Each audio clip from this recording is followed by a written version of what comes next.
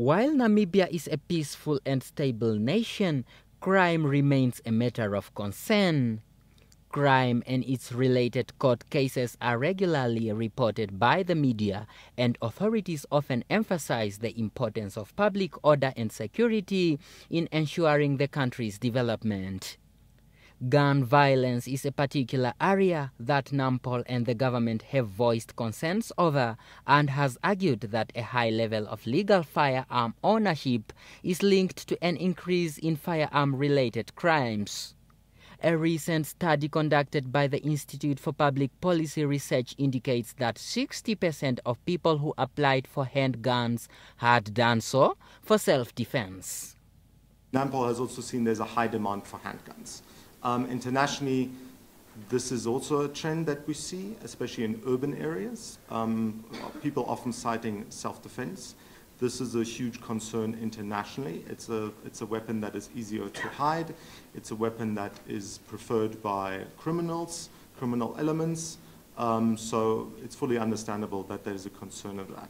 The aim of the study is to help officials and decision makers make informed decisions, especially with the proposed amendment bill on small arms control that is being debated in Parliament.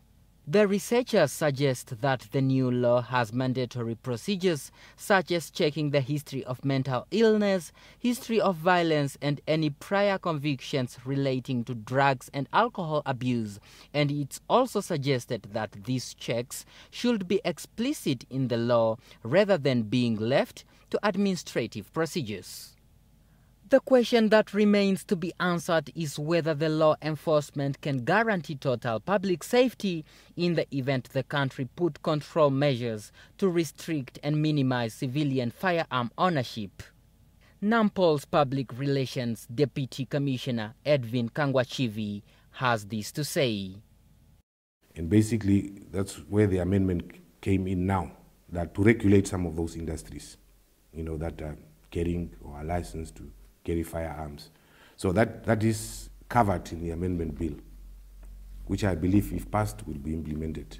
Currently, there are over 200,000 guns owned by civilians, which translates to 9 legal guns per 100 people.